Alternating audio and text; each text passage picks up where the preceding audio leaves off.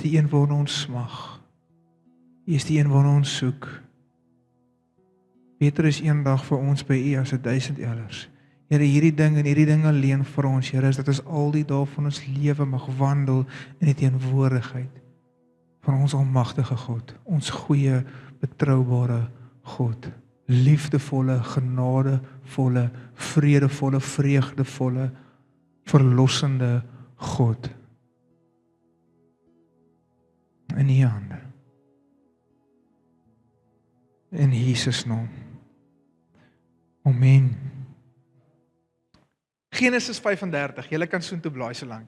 So ons gaan hierdie hele preek gaan ons redelik, hier is die hoofteks ook vanoggend, is Genesis 35 vanaf vers 1 tot 5, en ons gaan redelik van 'n paar verskillende hoeke gaan ons hierdie ding benader, en dit bespreek vanoggend en lekker uitmekaar uittrek en ander tekste na dit toe trek, want ek hoop om jou 'n goeie verstaan te gee van hierdie teks vanoggend en die geestelike beginsel daar agter regtig vir jou uit te lig vanoggend. Want soos julle weet, het is nou aanvanklik, wat nie aanvanklik nie, maar offisieel die tweede helfte van die jaar betree.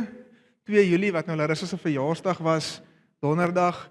Hoop julle almal het vir haar geluk gesê. Ek sal weer gaan kyk, nee, ek grap. So dit was nou gaan ek kwaad wees. Want ek dit nou ons wil in die spotlight sit. Maar julle kan nie naak, julle gou vinnig almal daarin hardloop, nee, ek grap. So ons beweeg in die tweede van die helfte van die jaar af en ag, dalk is dit net ek, maar ek weet as om net ek het al ou so lekker almal en alles dop. Maar ons beweeg nou in die tydperk en waar ons partykeer so 'n bietjie deur soos begin nou 'n bietjie spoed verloor. Aan die begin van die jaar begin jy op dreef, jy het jou doelwitte, jy het die goed waarna toe jy werk, jy weet waarna toe jou pad is. Maar hier in die middel van die jaar, dis soos met 'n rugbywedstryd, jy raak ons maar moeg en ons nou halftyd bereik en ons is nou in die kleedkamer en die tokkamer, so hierdie gaan jou tokkamer praatjie wees vandag. Daarom nie regtig nie. Maar ek hoop dat my doel en my begeerte en my behoefte, my wense, jy kan nog iets wat jy wil, van hierdie preek is regtig om jou op 'n plek te kry waar jy weer met daai selfde vuur en daai selfde vlam waarmee hierdie begin van die jaar begin het, weer, en as jy nie het nie, gaan ek nou dit vir jou nog verder terugvat. Ek vertrou dat die Here aan die einde van hierdie preek daai selfde vuur en vlam in jou hart opsit en lus vir lewe saam met en vir hom, wat dag toe jy die eerste keer Jesus aangeneem het.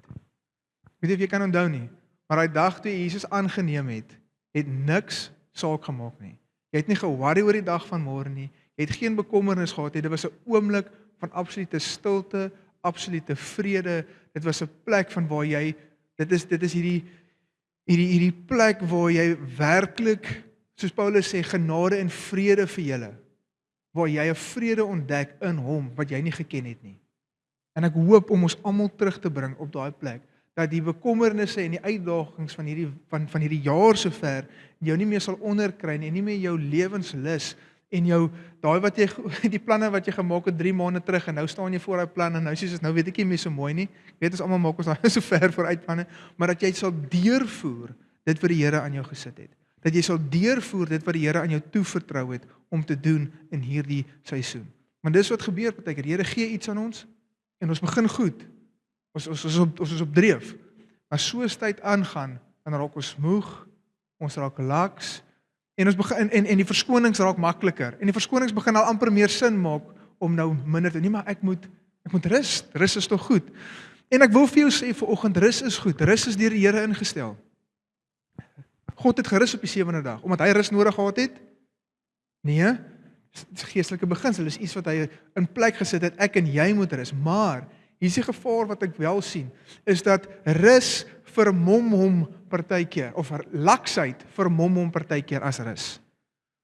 Jy dink jy rus, jy dink jy trek terug, jy dink jy skaal bietjie af, maar is eintlik laksheid en geestelike vertraagdheid is 'n verkeerde woord, maar dis 'n geestelike laksheid van, maar ek gaan nou eers bietjie terugtrek, bietjie afsonder, bietjie op my eie wees, en dis net wat die vyand jou wil hê.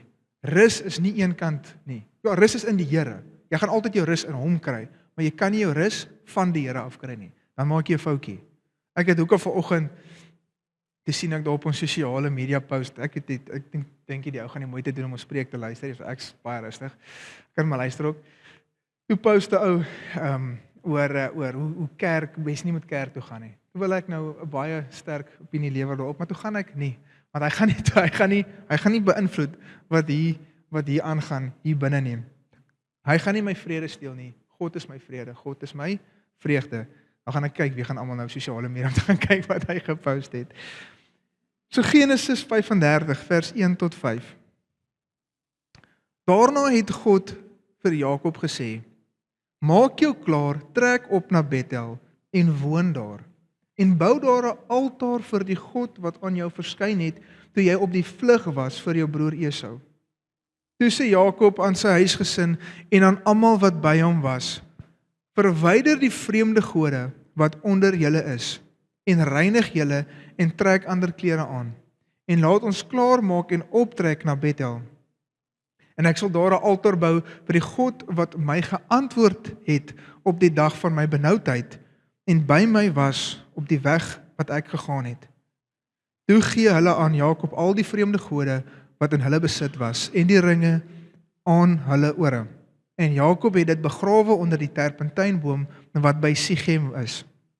En toe hulle getrek het, kom daar 'n skrik van God op die stede rondom hulle, sodat hulle die seuns van Jakob nie agterna gejaag het nie. So, gaan we eers 'n bietjie konteks gee van waar bevind ons hulle self, waar bevind Jakob hulle self, en 'n beter titel eintlik vir die ons het nou gestem, en dit is tot na vrede toe, die van vrees na vrede, die een wat nou gewen het, maar 'n titel wat dit eintlik vir my bietjie meer opsom is van benoud tot behoud. Want ons sien, Jakob is 'n plek van benoudheid, soos wat hy 'n plek was van benoudheid met Esau. En ek gaan nou vir sê, hoekom is hy benoud? Maar ons sien dat God is die een wat hom behoue hou deur dit alles. En ek wil jou wys hoe God die een is wat jou wil vat van benoudheid. Hy wil jou vat waar jy benoud is, waar jy vol vrees is, vol uitdagings, waar jy vol jou gedagtes woel, waar jy dalk sit op 'n plek van verslawing. Hy wil jou vat van daai plek af na 'n plek van behoud, waar jy begin vertrou en ervaar die feit dat hy die een is wat jou behoue hou. Amen. Hy wil jou uit daai plek van benoudheid uitvat. Maar hoekom is Jakob in 'n plek van benoudheid? Want dit moet ons vra. Hoekom is hy benoud? Hoekom is hy benoud? So, ons weet hoekom het hy gevlug van Esau af. Esau wou hom doodgemaak het, want hy het die eersgeboortereg van sy broer gesteel, jonger boetie van die ouer boetie se geboortereg, en toe het hy weggevlug na sy oom toe, Laban. Daar was hy vir 20 jaar plus, maar op pad soontoe, en dit is hoekom dit belangrik is, al hierdie is belangrik om die volle prentjie van dit te sien. Op pad soontoe het hy 'n ontmoeting gehad met God by Bethel. Baie belangrik, want dis hoekom God hom terugroep na Bethel toe. Ons gaan nou daarby uitkom. So hy gaan op ontmoeting met God by Bethel, heel eerste keer wat hy 'n radikale ontmoeting het met God. Hy gaan op na Laban, vir meer as 20 jaar by Laban, kry 2 vrouens, een vrou, manne, een vrou, maar hy het dit verkeerd gedoen, 2 vrouens kom met hulle almal af, en hier vind hy homself, want God het hom geroep van sy oom af. God het gesê, dit is tyd om terug te gaan terug na die beloofde land toe, gaan terug na Bethel toe. So God gee opdrag aan Jakob, en ek vat dit so ver terug, want ons vind onsself baie keer in 'n plek van benoudheid en verslawing en kettinge en vrese en angs en depressie, maar die ding is, hierdie was nie waar dit verkeerd gegaan het nie. Ergens anders het dit verkeerd gegaan. Ergens anders het die verkeerde keuse, wat ons is vir die verkeerde keuse gemaak, of iemand anders die verkeerde keuse gemaak het, en dan kom dit van daar af, en dit is die resultaat op hierdie oomblik, wat hulle self bevind. So God gee die opdrag, gaan na Bethel toe. Maar Jakob was laks. Hy het 'n vertraagheid gehad in sy gehoorsaamheid, en dis hoekom ek sê, 'n vertraagheid en gehoorsaamheid, uitgestelde gehoorsaamheid is ongehoorsaamheid. Dis nie gehoorsaam nie. Ek meen, jy hoef net 'n ouer te wees. As jy vir 'n kind sê, gaan maak jou kamer skoon, en hy sê, ja pappa, ek sal later oor 2 ure, ek wil eers hierdie en hierdie doen, dan gaan jy dit nie sien as jou kind wat gehoorsaam is, gaan jy? Nee, jy gaan dink hy rebelleer teen jou, hy is ongehoorsaam, al dink hy, dit is, nee, maar ek sal later, ek wil dit nie, nou, maar jy het gesê, hy moet dit nou doen. En hoekom roep God hom terug na die beloofde land toe? En dis die belofte, God wil die land aan hom gee, hy is nooit gemaak om te bly by sy oom Laban, waar hy besig was om hom ryk te maak eintlik op die einde van die dag nie. God roep hom terug, maar hy vat lank. Hy, amper sê sleepvoet is hy af, en die hele pad loop hy in absolute vrees, hy vrees vir sy broer, maar daar's 'n wonderwerk wat daar gebeur, hulle word versoen, hulle bande word herstel, en toe kom hy tot op 'n plek wat hy nog verder vertraag by Sichem. En by Sichem bly hulle toe 'n hele rukkie, en sy seun, of sy dogter Dina glip uit die aand, sy wil gaan verken, sy wil die partytjie lewe gaan beleef in Sichem, en Sichem verken die man haar, en haar broers is verskriklik kwaad daaroor, want hulle het haar suster nou, hulle het die familie en haar suster haar onreg aangedoen. So hulle maak toe 'n plan, hoe gaan hulle nou hierdie manne onderkry? Toe kom die man wat dit dan nou gedoen het, en hy sê nee, hy wil met Dina trou, en hulle sê dis reg, maar hulle mag nie met die ander volke getrou het nie. Hulle sê nee, dis reg, jy kan met hulle trou, maar onder ons het 'n verbond met God. En die verbond wat Jakob se familie, hulle is nog nie Israel op daai oomblik nie, die verbond was die teken van die besnydenis. Die besnydenis was 'n teken van die verbond. En hulle sê, dis reg, jy kan trou met hom, ons kan een familie raak, maar dan moet julle julleself besny, al die manne. Nee, en die manne van Sichem sê, dis reg, hulle doen dit, maar hulle werk met 'n plan. Want Sichem is eintlik, Sichem se ouens wat dink, hulle is besig om vir Jakob se familie 'n rad voor die oë te draai. Hulle het gedink, nee, hulle gaan 'n deel word van ons familie, en dan gaan ons al hulle goedjies vat. En dis net sodat ons nou weer kan koffie drink, want ek weet nie van julle, is nogal cool. En toe, op die 3de dag, na die besnydenis, toe gaan Levi en Simeon, en hulle maak al die mans dood. Hoekom? Want op die 3de dag is die pyn die ergste na besnydenis. En hulle maak al die mans dood. En Jakob skel hulle uit, en hy sê vir hulle, wat het julle nou aan ons gedoen? Nou gaan al die stede ons wil doodmaak. So nou soos waar ons in Genesis 35 is. Hierdie klein familietjie is op 'n plek van waar die stede, die mense rondom hulle wil hulle uitwis, want hulle het die mans van Sichem uitgewis. En was dit Simeon en Levi wat die swaard aan keel gesit het? Ja, hulle het die mense doodgemaak. Maar wat was die groter probleem? Jakob se laksheid. Jakob wat voete gesleep het op pad na Bethel toe. Toe die situasie vormgebring word, hoor hierdie is wat hulle aan die dogter gedoen het, toe doen hy weer wat? Niks. En sy seun staan op, en sy seuns neem reg in eie hande, en hulle bring hierdie, ek wil amper sê, vrees in hierdie situasie bring hulle oor die familie, want Jakob was laks. En hoekom sê ek hierdie vir jou? Want aan die einde van hier in die middel van die jaar, jy raak nie net fisies moeg nie, maar geestelik voel ons ook moeg. Ons kom nie meer by die gemeenskap van gelowiges uit nie. Ons skaal af, ons begin doen bietjie meer goed op ons eie, ons wil onsself eers weer bietjie by mekaar kry, maar ek wil vir jou sê, moet nie die samekoms van gelowiges minag nie. Moet nie geestelik nou gaan lê of laks raak nie, want dit gee die vyand plek om onkruid te kom saai in jou lande. En waar kom saai? Hierso, in jou gedagtes. Wil hy kom leuns plant. Hier wil hy kom werk om jou eenkant te hou, en waar jy dink dis 'n rusperiode, is dit eintlik 'n periode waarna jou werk, waar jy bietjie wegvat. Jy dink jy is 1 grade af op die einde van die dag. Ja, almal ken daai vergelyking. Dit lyk nou soos 'n klein bietjie wat jy die teiken mis. Maar oor 'n ver afstand kry jy jouself dat jy baie ver weggedryf het. En dan vra jy vir jouself op 'n stuk, maar hoekom is ek so bang? Here, waar is U? Hoekom hoor ek U nie? Maar ons ergens 'n plek waar ons ophou luister het, want ons het gedink ons rus, was eintlik ons vir die keuse gemaak het om terug te trek. Amen. Amen. Ja, kyk right. Fantasties. So God roep hulle terug, maar hulle talm. En ek wil hê jy moet verstaan dat God roep nie net vir Jakob terug na enige plek toe nie. En ek het dit al reeds vinnig daaraan geraak. Hy roep hom terug na Bethel toe. Hy roep hom nie terug Hebron toe nie, hy roep hom terug Bethel toe. Hoekom Bethel?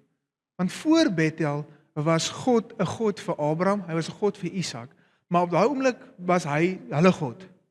Nêrens voor dit lees jy dat Jakob 'n verhouding met God gehad het, of dat hy hierdie openbaring van God gehad het nie. Dis die eerste plek waar jy lees wat hy 'n radikale ontmoeting het met God, en waar jy 'n plek sien waar hy hom aanneem as sy God.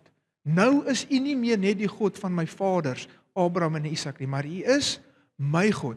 Dit is, en meer as dit, dis ook waar, soos wat julle gesien het, hy die seun ontvang van Isak. Isak gee die oudste seun vir hom. Hier is ook 'n plek waar jy sien God seën hom met die belofte. Jou sal ek 'n groot nageslag maak. Jou sal ek beskerm is een van die beloftes wat hy vir hom maak. Hom sal ek jou behoed en bewaar. Jou sal ek 'n groot nageslag maak. Aan jou sal ek hierdie land gee. So dis 'n plek waar hy sy roeping ontvang het. Kan jy sien, dis 'n plek van ontmoeting, dis 'n plek van roeping, dis 'n plek van aanneming wat hy gehad het by Bethel toe hy op die klip geslaap het. Dit is die plek waar hy die droom gehad het. Nou gaan jy definitief hierdie storie onthou. Dis die plek waar hy die droom gehad het van die engele wat op en af beweeg het en die leer wat teen hulle op en af beweeg. Amen. En nou weet julle wat 'n storie dit is. Dit is sy bekeringsoomblik. En God roep hom terug soontoe. Belofte ontvang van die land, groot nageslag. God het vir hom gesê, hier gaan jy 'n seën wees vir die nasies en ek gaan jou beskerm. En wanneer ons so moeg raak, hoe maklik is dit vir ons om God se beloftes te vergeet? Ek wil vir jou sê, jy het dalk woord ontvang aan die begin van die jaar en doelwitte gestel, goed wat jy wil bereik. Hoe gaan dit met jou doelwitte? Hoe gaan dit met daai goed wat jy vir jou uitgesit het om te bereik of na te jaag? Of dit nou werkgewys is, of dit nou persoonlik gewys is, hoe gaan dit met dit? Is dit iets wat jy nog najaag? Is jy nog aktief betrokke? Hoe lyk jou gameplan? Is jy nog besig met jou ligte soos Rassie? Is jy nog besig om jou aksieplan uit te voer? Hoe gaan dit met jou doelwitte? As jy 'n woord gekry het van God, hoe gaan dit met dit? Is jy besig om te werk aan daai woord? Ek gebruik maar altyd hierdie voorbeeld want dit is op my baie van toepassing gewees. Maar ek sê nou maar jy die woord gekry van bediening. Jy gaan voltyds in die bediening wees en ek praat nou van kerk, ministry, preek, teach. Is jy besig om jouself te onderrig? Is jy besig om gevorm te word? Sluit jy aan by die nodige plekke? Hoe is jy besig om jouself in 'n plek te kry sodat daai woord kan waar word? Is jy nog besig om dit na te jaag? Jy hoef nie vir my vanoggend nou te antwoord of jou hand op te steek nie, maar ek wil vir jou vra, is jy nog besig om die woord na te jaag of vind jy jouself 'n plek wat jy die woord vergeet het? Soos Jakob wat op 'n stuk bo in die land was, wat God gesê het, okay, dis nou tyd om terug te kom, hoor. Dit gaan nou goed met jou, maar jy moet terugkom. Belangrik dat ons nie beloftes van God vergeet nie. Hoekom? Want dis wat jou baie keer bo hou. Ek kan nie vir julle sê hoeveel keer moes ek al vashou aan 'n woord van God wat ek gekry het en niks om my dui aan dat dit op pad is soontoe nie. Niks. Maar as ek, okay, Here, hoe kan ek myself aanhou posisioneer, aanhou hierdie ding najaag? Al lyk die dominos om my nie asof hulle by mekaar uitkom nie. Dominos, want dit een val in die ander een. Maar dit lyk bietjie ver uit mekaar uit. Ek kan nie sien hoe dit gebeur nie, maar Here, wat kan ek doen? Waar moet ek die domino tussen twee dominos wees? En dan iets maar voor op my val en laag bly. Waar kan ek myself reg posisioneer? Aanhou soek, aanhou jaag. Maar as ons moeg raak, as ons laks raak, hou ons op met luister. Ons luister nie meer nie. Amen? En dalk is hierdie glad nie op toepassing van jou, maar daar gaan 'n tyd kom wat jy moeg raak. Daar gaan 'n tyd kom waar die vyand jou wil eenkant hou. Daar gaan 'n tyd kom wat hy wil sê, ja, wil jy nie maar bietjie wegtrek en bietjie op jou eie wees. En dis waar hy lekker wil sit en dis hoekom dit my so ontstel as mense sê soos vir vanoggend se Facebook post en lelike goed sê oor kerk, want jy praat teen die liggaam van Christus. Die kerk is die liggaam van Christus. Jy kan nie kerk op jou eie nie. Jy kan nie 'n arm op jou eie wees. Jy sê vir 'n arm hy moet daar by die deur uitloop. Jy kan nie. Sê vir jou, nou is jy 'n rug. Wie gaan jou krap? Daai arm het hom nodig. En vir jou van 'n rugkrap? Dit bly lekker. Ek het nou vir die eerste keer hierdie week toe skimp ek weer daar vir 'n rugkrap. Dit was dan nou bly lekker geweest. Ek gaan nou nie eers jokkie. Moenie laks raak nie. En onthou, soos ek sê, die vyand vermom dit as rus. In Genesis 28 vers 11 tot 15. Daarop kom hy by die plek waar hy die nag oorgebly het, want die son was al onder, en hy neem een van die klippe van die plek en sit dit onder sy hoof, en hy gaan lê om te slaap op die plek. En hy het gedroom, daar is 'n leer op die aarde opgerig, waarvan die spits tot in die hemel reik. terwyl die engele van God daar langs aan opklim en daar langs neerdal. God is, die hemele is aktief betrokke, jy moet dit sien in hierdie skrif. Die engele, soos wat ons hier sit, is hulle besig om op en af te beweeg. Die hemelruim is besig om te beweeg. So ons kan nie gaan stil staan en dink, ek kan vir 3, 5, 6 maande, wil ek niks van die Here weet nie, ek wil nooit ergens aansluit nie. Die Here is aktief betrokke. Hy wil jou gebruik. Weereens, sê ek jy mag nie rus nie. Sê wat ek sê nie. Dis goed. Vat 'n dag of 2. Rus 'n bietjie. Maar dan is daar 'n plek wat ons moet terugklim. Die probleem is as rus 2 daggies, 3 daggies, 1 week, 2 week, en self kan kry 5 maande later. Ek was so ver gaan om te sê, baie mense wat backslide, ons almal het al daai term gehoor, so 'n bietjie voel hulle, waar is die Here? Waar is die Here nou? Ek hoor nie die Here nie. Voel vir my, my gebede is in die dak vas. Dis 'n plek waar hulle 'n bietjie weggetrek het. 'n plek van wat hulle besluit het, ek gaan bietjie nie meer kerk toe gaan nie. Ek gaan by die huis bly. Ek gaan hierdie naweek dit doen, ek gaan daai doen, en hulle laat die samekoms van gelowiges, en ek praat nie van kerk as die gebou nie, ek praat van die liggaam, ons het mekaar nodig. Backslide begin by iemand wat gesê het, ek wil nie meer deel wees van die liggaam nie. Ek kan op my eie hierdie doen. Of dalk voel ek kan dit, dalk is die ding van ek kan dit op my eie doen, net soos ek voel ek wil dit op my eie doen. Ek voel nie waardig om saam met iemand te doen nie, maar dit is 'n plek waar die vyand jou een kan trek, want hy wil jou nie deel hê van die liggaam nie. Want as 'n liggaam kan hy niks aan jou doen nie, want jy het soveel ander ledemate wat jou beskerm. Amen. Die hemel is aktief. Wees deel van dit. En kyk, die Here het bo aangestaan en gesê, ek is die Here, die God van jou vader Abraham en van God van Isak. Die land waar jy op lê en slaap, sal ek aan jou en jou nageslag gee. Daar's die belofte. En jou nageslag sal wees soos die stof van die aarde, en jy sal uitbrei na die weste en die ooste, en na die noorde en die suide. En in jou en jou nageslag sal al die geslagte van die aarde geseën word. En ons weet hoe Egipte geseën is uit sy nageslag uit. En dan ons, uit Jesus wat gekom het. Want Jesus kom uit hom uit.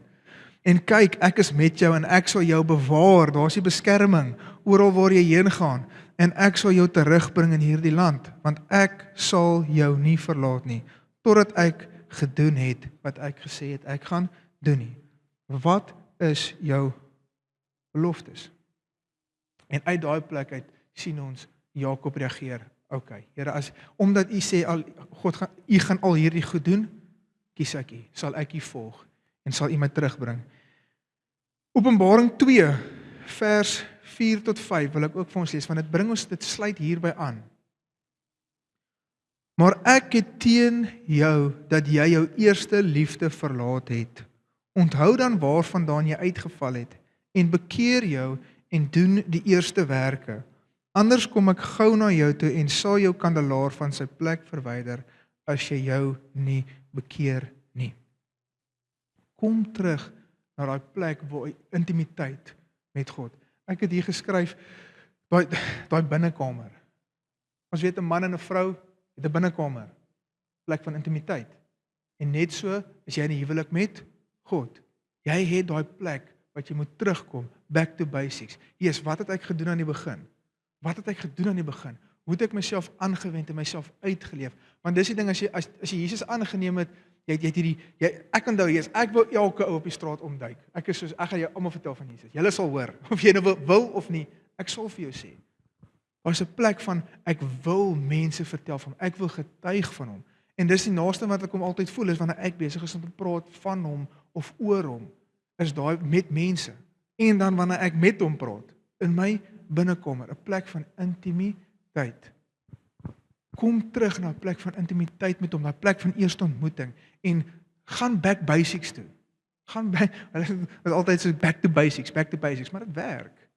Dit werk. Want jy kan te veel ook doen, jy kan jouself vooruit ook, en nie by jou roeping uitkom nie. Maar kom terug en gaan sit, Here, wat sê u? Hoe kan ek myself inrig, om te wandel in u vuur en u vlam? Ek kom terug na u toe. Ek kom terug om te hoor by u. Ek kom terug om te touch base. Here, waar het ek verkeerde goed aangepak? Waar het ek myself te dun gesprei? Kom praat met my, Here. Kom praat met my soos op daai eerste dag, kom praat met my soos op Bethel. Dis nie 'n oorbegin nie, het ek hier neergeskryf. Dis nie 'n ding van jou Christelike lewe begin nou oor, jy's terug by 0 nie, en dan moet jy alles weer oordoen nie. Dis net 'n weer begin. Begin net weer. Begin net weer. En dis mos wat hulle sê selfdissipline ook is. Is dis om daai ding te doen, terwyl jy nie in die by is daarvoor nie, maar wat jy gesê het, jy gaan doen, toe jy in die by was. Partykeer voel dit vir ons, Jesus, ek's moeg, lang dag, ek wil nie nou lees nie, ek wil nie nou moeite doen nie, maar dis dalk die beste ding wat jy kan doen, is soos aan die begin. Onthou hoe lekker dit vir jou was om die Bybel te lees. Onthou hoe lekker dit vir jou was om worship musiek aan te sit. En daar nie die volgende huistaakie na te jaag nie, of om in die samekoms van gelowiges te kom. Dit was my verskriklik lekker. En dit is nog steeds, dit is. Dit is vir my verskriklik lekker, saam met broers en susters in Christus. En die dag die jy tot bekering gekom het, waarborg ek dit was vir jou ook, want hoe lekker is dit, en hoe mooi is dit, as mense in eenheid saamwandel. Een doel voor oë, almal lief vir Jesus. Is dit nie vir jou die lekkerste ding, wanneer jy in aanbidding staan, saam met ander gelowiges, en jy kan ervaar, hoe almal hulle aandag op hom sit, op 'n koning van konings sit. Ons almal een doel voor oë, en ons aanbid hom. Kyk, dit wat ek by die huis beleef is amazing, moenie 'n fout maak nie. Want daai is lekker. Dis lekker om so met die gemeenskap te aanbid. Amen.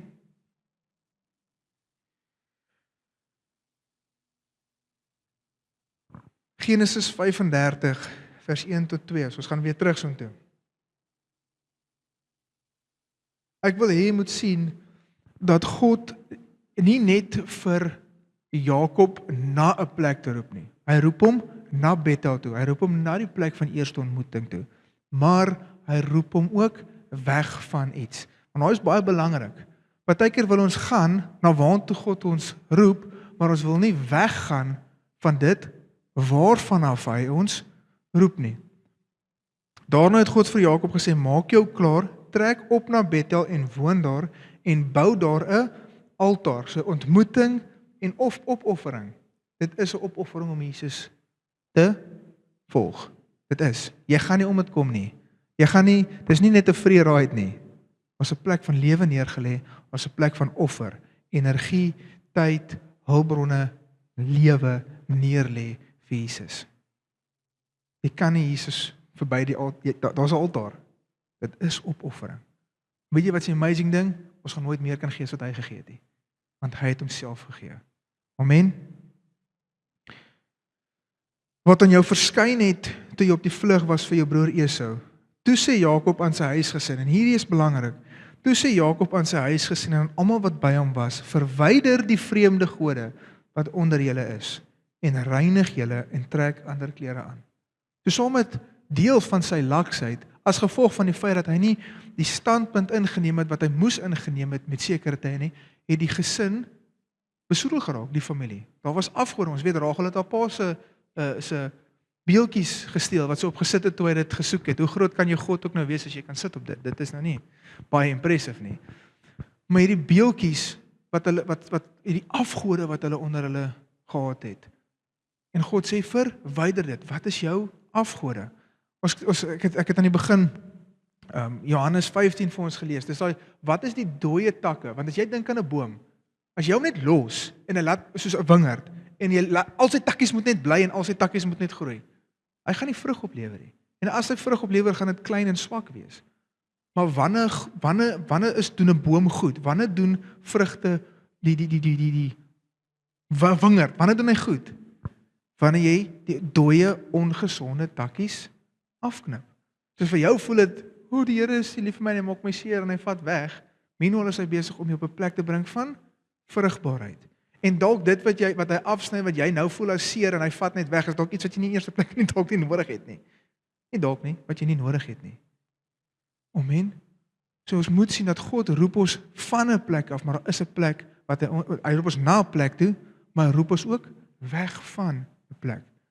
Daai afgode, die goed wat jou tyd steel, die goed wat jou vrede steel. Die goed wat jou weghou van hom. So Hendriko, spesifiseer. Ek gaan nie vir jou spesifiseer, ek gaan vir die volgende stelling maak. Enige iets wat jou verhouding beïnvloed met God, moet jy bevraagteken. Enigiets wat jou, ek wil amper sê wat jou emosies beheer, wat jou emosies beïnvloed tot op 'n punt wat jou emosies beheer vat van jou, is dalk iets wat jy moet afsny. As jy, kom ons stel so, as jy rugby kyk en jou span verloor en jy is al hele week omgekrap, dan moet jy dalk vra, is dit hierdie 'n goeie ding vir my? Amen? Of 'n series, of wat dit ook al mag wees. Series is ook 'n goeie ene, want dis 'n ding wat doen.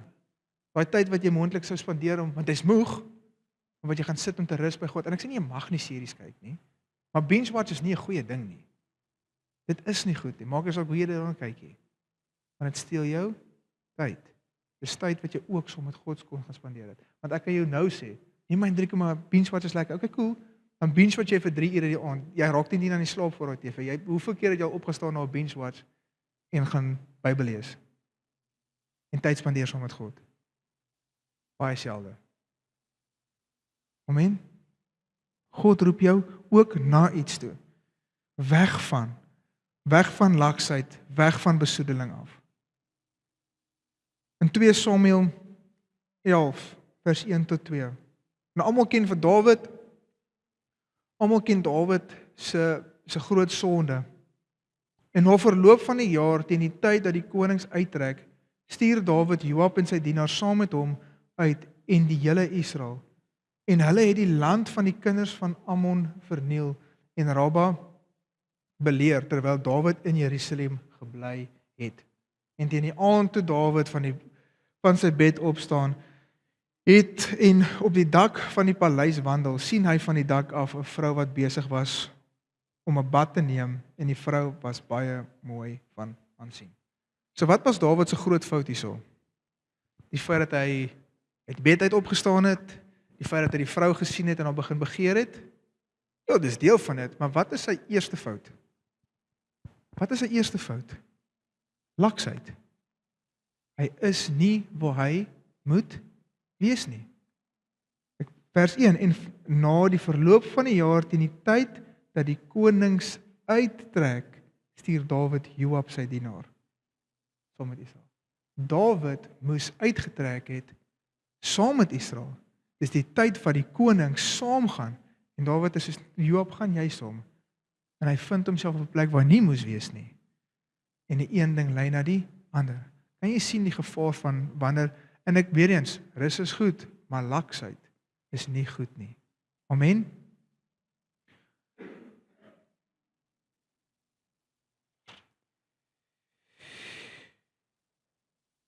Genesis 35 vers 2. Die na lyk soos iets. Maar jy sien, ek kan hierdie vir jou preek en die Here kan jou ontmoet en die Here kan jou aanraak en jy kan al hierdie verligting beleef, jy kan hierdie waarheid hoor, hierdie waarheid kan in jou hart insny, jy kan die Here se stem vanoggend hoor en dit kan hierdie innerlike oortuiging wees wat jy nog nooit gehad het nie, maar as jy nie daarop reageer nie, gaan dit vir altyd 'n innerlike oortuiging bly en met tyd gaan jy wonder, Here, maar hoekom verander my lewe nie? Hoekom is ek nog steeds in vrees? Hoekom is ek nog steeds in angs? Hoekom is ek nog steeds waar ek was? Want dis wanneer die innerlike oortuiging nie 'n uiterlike realiteit raak nie, wanneer die innerlike oortuiging dit bly en met tyd. Here, hoekom hoor ek nie u stem nie? Want ek het op 'n tyd vir jou iets gesê om te doen en jy het gesê nee. Ek wil nie. Ek bedoel, hoe lekker is dit vir jou met iemand te praat en iemand ignoreer jou? Gaan jy aanhou praat? En sê dat jou kind is, dan gaan jy 'n pak slaap kry. Dis nie omdat ek 'n kind het dat ek dit sê. Reageer op sy stem. As jy die Here se stem duideliker en duideliker wil hoor, reageer net daarop. Elke keer as hy met jou praat. Amen. Jakob, hulle moes nuwe klere aantrek. Hoekom? Want jou innerlike oortuiging moet weerspieël in jou uiterlike realiteit. Dit lyk soos iets. 'n Lewe gered deur Jesus lyk soos iets. Dit lyk nie soos die vorige nie. 'n Lewe, daar's 'n plek waar ons moet gaan van, okay, Here, U is my beskerming. Okay, maar dan moet ons ook nie in vrees wandel nie. Dis nou Josua wat daar is. Amen, papa. Sê ons maar. Soos wat is daai nuwe klere wat jy nog nie aangetrek het nie, wat jy moet verstaan, God bied vir jou die dag as jy by hom kom, bied hy vir jou 'n stel nuwe klere aan. Hy gee vir jou 'n kleed. Dink aan die verlore seun. Dink aan die verlore seun. Hy lê tussen die varke en hy dink as ek gaan teruggaan na my pa toe want hy kyk beter na sy slawe as wat ek dit nou met my gaan. En hy kom daar en wat gee sy pa vir hom? 'n Nuwe kleed. God gee vir jou, maar jy moet dit aantrek. Maar jy moet eers jou stikkende vuil klere uittrek agter ons. Jy moet uit die parkhok uit opstaan en na jou pa toe gaan en sê, hier is ek. Ek het gesondig teenoor U. Gee vir my hierdie nuwe klere.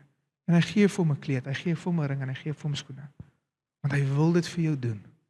Hy wil dit vir jou doen, maar dit vat wat van jou? Staan op uit die varkhok uit. Gaan na hom toe. Gaan terug na daai plek van ontmoeting. Gaan terug na sy huis toe. Bethel, huis van God, dis wat dit beteken. Gaan terug huis toe. Gaan terug na hom toe. Want hy wil dit vir jou gee. Ek het hier neergeskryf, glo jy God beskerm jou of wandel jy in vrees? Want dan is dit nog nie jou uiterlike realiteit nie. Glo jy God red? Of is jy nog onseker oor jou redding? Soos loop jy rond en wonder soos of jy regtig hemel toe gaan? Dis 'n innerlike oortuiging wat 'n uiterlike realiteit moet word vir jou. Ek glo ek gaan hemel toe. Ek het nie altyd as kind nie. Ek het regtig nie. Ek het regtig op 'n stuk gedink soos gehoop ek val uit 'n vliegtuig uit, want dan kan ek jammer sê vir my sonde as kind nou. En nou kinders dink vreemd goed. Ek het hierdie eerste volwasse gedink, nie, so dit is 'n kind se gedagtes. Maar as 'n kind het ek gedink soos as jy nie tot op die laaste minuut jammer gesê het vir jou sonde nie, gaan jy hel toe. So ek is soos, maar wat as ek nou soos iets oorkom terwyl ek slaap en ek het nie jammer gesê vir wat ek verkeerd gedoen het nie. Soos ek hoop ek gaan op 'n manier dat ek soos sien, okay, hier kom dit nou. Ek moet nou jammer sê nie. Maar daai praat van iemand wat nie geloofsekerheid het nie. Glo jy God voorsien? Of wandel jy in vrees en angs van môre of selfs van vandag? Here, ek glo, voorsien my met daaglikse brood, maar ek glo nie jy gaan dit gee nie. Wandel in vrees en angs. Wandel jy glo jy God maak vry en breek kettinge? Of is dit goed wat jy saamsleep? Los jy 'n spoor agter jou van kettinge wat agter jou aansleep, wat klingelingeling maak, wil ek amper sê. Dit klink meer soos kerkklokkies. Glo jy werklik hy kan jou vrymaak van jou verslawings, van dit wat jou vashou, jou kettinge, jou sonde? Want dit is die realiteit van die woord. En hy bring dit in ons sodat dit uit ons kan kom. Maak dit vir jou sin? God wil vir jou hy wil jou binne verander sodat jou buite realiteit raak. Maar dit vat van jou om uit te trek en weer aan te trek. Hy doen al die werk. Ek wil hê jy moet dit sien. Dis nie werke wat jy doen om daar uit te kom nie. Maar dit is 'n plek van na hom toe gaan en hom aankleef. Amen. Hulle moes nuwe klere aantrek. Ek het hier geskryf, jou kleredrag. As jy aan 'n atleet kyk na sy kleredrag, kan jy sien wat hy gaan deelneem aan. Jy trek nie sokkerklere aan en dan dink jy gaan NFL speel nie. Sterkte. Jy kan dit doen, met sterkte vir jou. Ek hoop ek is aan die kant met al die shoulder pads aan, want hulle gaan vir jou loop. En ons weet as Christene moet ons die wapenrusting aantrek. Maar hoeveel keer loop ons sonder die wapenrusting rond en ons wonder hoekom ons so kwesbaar. Ons wonder hoekom sukkel ons om ons gedagtes in beheer te hou. Wonder waar is ons vrede? Wonder waar is ons vreugde? Waar dra ons kledingstukke wat ons nie moet dra nie? As jy 100 meter atleet is, jy hardloop met 'n rugsakkie. En as dit nog klippe ook in nie. God wil daai rugsak van jou afval. Hy roep jou, ek wil jy moet sien, hy roep Jakob na hierdie plek toe van ontmoeting, sodat wat? Hy nuwe klere kan kry. Sodat die gode begrawe kan word. Sodat daar herlewing binne hom kan plaasvind en in sy familie. Wie wil herlewing beleef? Almal van ons. En daai is letterlik wat daar gebeur het. Dit was die eerste plek van herlewing in die skrif. En wat het hulle gedoen? Pour out afresh on us? Nee. Here, hier is ek los agter, ek dedicate, lack of better word in Afrikaans. Maar ek dedicate myself weer nie aan U. En ek los daai wat nie van U af is nie. En ek kies U. Ek sê nie net U is op die troon van my hart, Here, maar U is my koning. U is my koning, so ek lewe volgens u reëls. Ek sê nie u is koning, maar ek is eintlik koning vir my eie lewe nie. U is my God. En die vrug hiervan is die volgende. Efesiërs 4 vers 22 tot 24. En dat julle wat die vorige lewenswandel betref, die ou mens moet aflê, wat deur die begeerlikhede van die verleiding te gronde gaan, en dat julle vernuwe moet word in die gees van julle gemoed. En julle moet die nuwe mens moet beklee wat na God geskape is in ware geregtigheid en heiligheid. Lieg nie vir mekaar nie, omdat julle die ou mens met sy werke afgelê het en julle met die nuwe mens beklee het wat vernuwe word tot kennis na die beeld van sy Skepper. God wil jou vernuwe. Jy wat moeg, oorlaai, gebroke, stikkend en flenters voel, is nie sy woord oor jou lewe nie. Dis nie sy hartsbegeerte vir jou nie. Maar wat kos dit van ons? Hy betaal die prys. Al wat dit van jou kos, is om te kom en sê, Here, hier is ek. Hier is ek, Here. Here, ek het teen U gesondig. Ek het my eersgeboortereg gevat en het gemors. Maar hier is ek. Hier is ek, Here.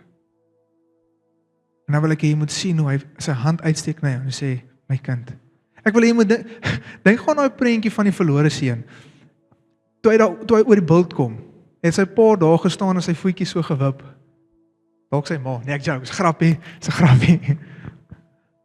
Maar hy het net daar sy voetjie gewip en toe hy voor hom kom en sê, wat het jy te sê vir jouself? Ja, gaan maar, nee, sê eers jammer, nee, jy het nog nie genoeg jammer gesê nie. Okay, jy gaan eers vir 'n maand lank jou skuld afwerk en dan kan ons weer praat oor jou instelling in die familie. Wat het hy gedoen het hy? Wat het hy pa gedoen? Gehardloop. Mans daai tyd het gehardloop hè. Ek dink ons het iets verkeerd gekry tot nou toe. Ek weet nie hoekom ons almal nou hardloop nie. Nee, ek gaan nie. Mans het nie gehardloop hè. Dit was disgraceful. Maar gaat hy. Weet julle almal nou vereng julle kop, nee. Sy pa hardloop na hom. Weet jy wat sy ander ding wat op my opgekom het? Hoe het hy geweet? Hulle het nie telefoon gehad of iemand het gesê hy is op pad. Hoe het hy geweet? Hy het seker iemand gehad, daar het wat gesê het op pad, maar hoe het hy geweet hy kom oor die heuwel? Het elke dag gaan kyk. Elke dag het daai pa gaan kyk. Is my seun op pad? Is my seun op pad? So kyk die vader elke dag, is jy op pad? Is jy op pad terug? Jou vernuwing is vertraag deur een persoon alleen. Hy wag dat jy oor die horison kom. Ek kan sê, hier is ek, Here. Here, hierdie stikkende flentersklere, hierdie afgode, hierdie besoedeling wat ek toegelaat het in my lewe, hierdie dooie takkies, vat dit weg, Here. En nie net hy vat dit weg nie, jy moet sny dit af, lê dit neer. Ek dink baie keer soos Here vat hierdie sonde in my lewe weg en dan gaan doen dit net weer. Dit werk nie so nie. Die Here vergewe, hy gee vir jou krag, maar dan beteken dit jy moet dit los, begrawe dit, 6 voet onder die grond. Groot God, almagtige gode, grawe hulle onder die grond. En ek so verre gaande. Al wat hy vra is, kom dat ek vir jou weer kan vernuwe. Kom dat ek jou weer kan vernuwe.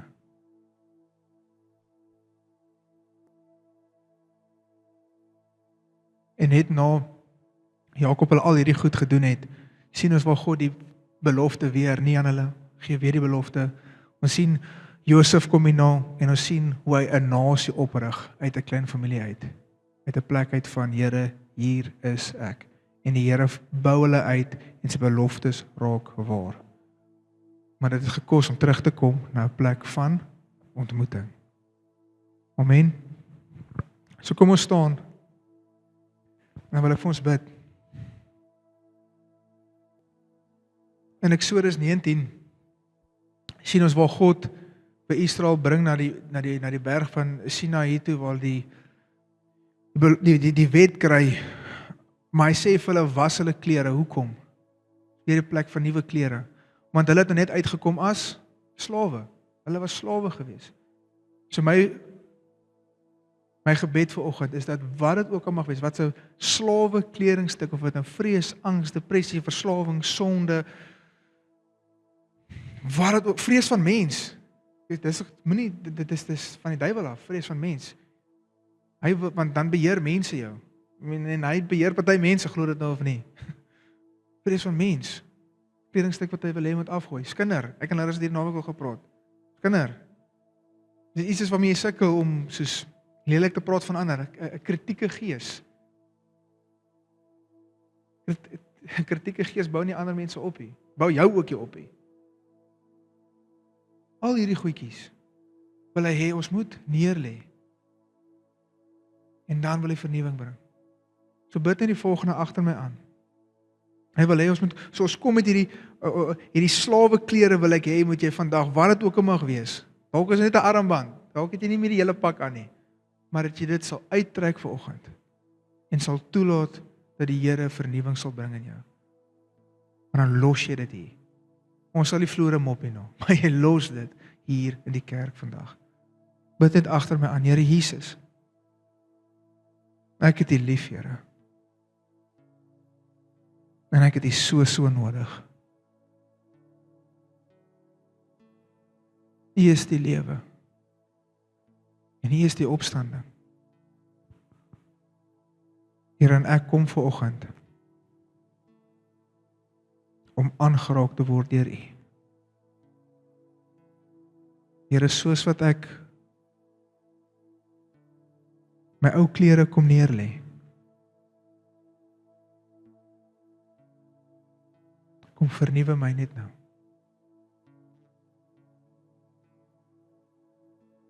Ons gaan eers so 'n bietjie nou wag. Ja, nou, julle weet daar agter my aan te bid nie. Maar terwyl ons nou so staan, wees spesifiek. Anders bly dit net 'n gebedjie of 'n rympie wat ek gesê het en jy agter my aangebid het. Ek het jy nou gelei tot op hierdie plek. Maar staan nou en sê, Here, hierdie kledingstuk, hierdie stuk wat ek soms met dra, hierdie rugsak met klippe wat ek opgetel het. Ek trek dit vandag uit. Wees spesifiek voor hom nou. Dis die seun wat teruggekom het na sy pa toe.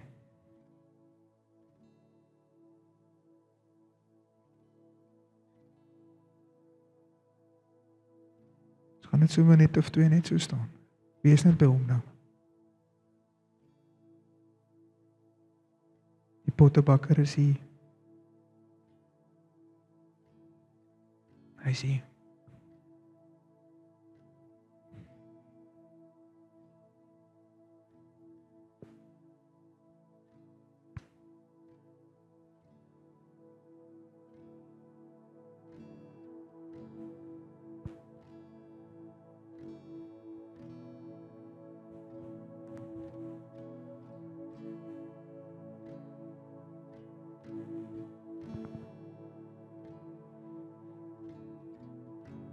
En as jy klaar daai kledingstuk uitgetrek het, wil ek jou nou vra, vertel net vir hom hoe lief is jy vir hom. Soos wat jy daai nuwe klere aantrek. En soos jy jou liefde teenoor hom verklaar en jou dankbaarheid teenoor hom verklaar, wil ek hê jy moet sien hoe trek jy sy beeld aan. Hoe trek jy hom aan? Hoe kleef jy hom aan?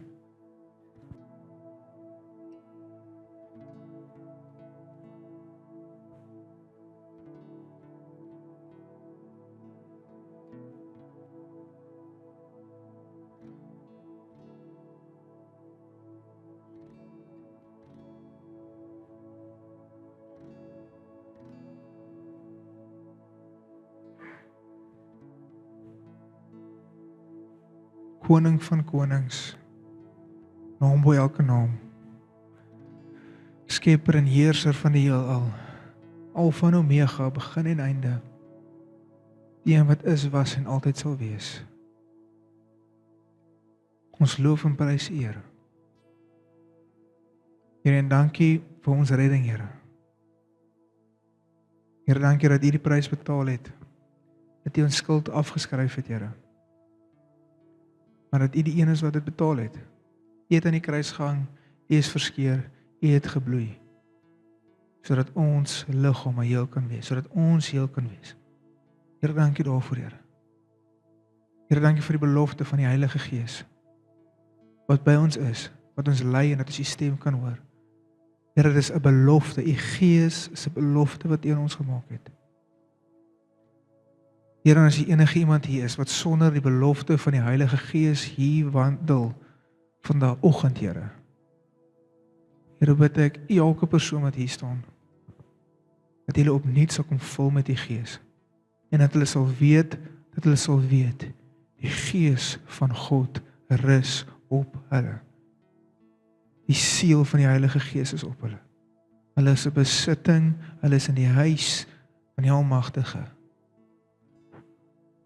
We are in the Lord's army. Hulle is geklee in die beeld van hulle Skepper. Mag hulle u krag beleef, mag hulle u nabyheid beleef, o Heilige Gees. Want die koninkryk van krag is nie net woorde nie, maar dit is krag. Here, mag hulle u krag beleef. Mag hulle voel en sien en ervaar u bonatuurlik in hulle lewe werk en ook deur hulle werk. Mag u vir hulle wysheid gee, mag u wonders en tekens vloei deur hulle hande. Mag u vir hulle onderskeiding gee. Mag die gawes van die Gees vloei deur hulle. Want u het beloof dat u die Gees sal uitstort op ons. Jesus, kom doop ons met die Gees en met vuur. Jesus, Jesus, dankie Jesus. U is goed en u is getrou. U is betroubaar, U is ons fondasie. Ons hoeksteen. Begin en volëinder van ons geloof. Jesus. Ons hoëpriester. Ons hoëpriester, ons intercessor. Hy is besig om vir elkeen van ons in te tree. Dankie vir dit, Here. Jesus. Jesus. Here, stuur die engele aangaande hulle wat hier staan vanoggend, Here. En luister. Stuur die engele aangaande hulle. Here, dankie dat wanneer ons by U skuil, hoef ons nie die son of die pyl uit die boog te vrees nie. Want U is die een wat ons behoue hou. U vat ons uit 'n plek van benoudheid. En U hou ons behoue. En U is betroubaar en U is getrou. Great is thy faithfulness. Great is thy faithfulness. In Jesus naam. Here, dankie dat ons op U kan vertrou. Die enigste onveranderlike. Ons God en ons Redder. Ons het U lief, Here. Kom lei ons in hierdie dag, kom lei ons in hierdie week. En mag ons lewe, mag ons uitrusting, mag ons uiterlike realiteit getuig van die wonderlike werk van die innerlike openbaring, van die wese, van die karakter, van die goedheid. Here, U is so goed, so getrou. Daar is niemand soos U nie, en daar sal nooit weer wees nie. U is die enigste. Amen. Amen. So hoe beweeg jy van benoud tot behoud? Bly aktief. Moenie laks raak nie en moenie besoedel word nie. Wat is 'n groot ding? Maar laksheid lei baie keer tot besoedeling. Maar bly ingeskakel en bly in die hand van die landbouer en laat toe dat hy jou snoei. Amen.